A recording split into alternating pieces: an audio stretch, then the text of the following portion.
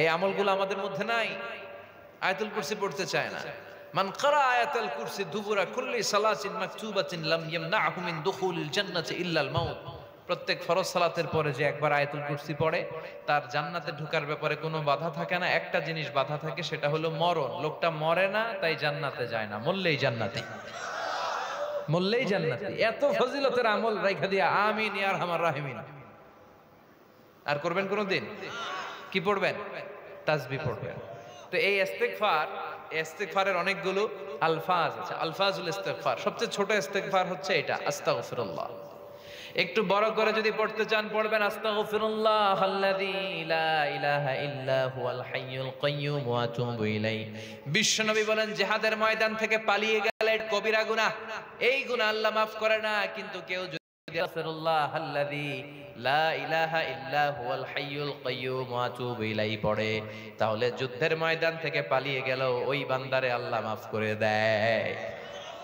আবার সাইয়েদনা আবু বকর বললেন, ইয়া নবী আল্লাহ আল্লিমনি দুআআন আদউ বিহি ফি সালাতি। ও নবী, এমন একটা দোয়া আপনি আমারে শিক্ষা দেন যেই দোয়াটা আমি নামাজের মধ্যে পড়ব। বিশ্বনবী সাইয়েদনা আবু বকরকে একটা ইস্তেগফার শিক্ষা দিলেন, যেটা আরে বাংলাদেশে আমরা বলি দোয়া মাসুরা।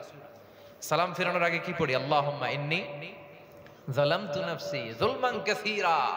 এটা কিন্তু একটা ইস্তেগফার। ওয়ালা ইয়াগফিরু যুনুবা ইল্লা আনতা ফাগফিরলি মাগফিরাতাম মিন ইনদিক ওয়ারহামনি ইন্নাকা আনতাল গফুরুর রহিম। মানে যেখানেই ক্ষমা চাওয়ার কথা আছে ওইটারই কি বলে?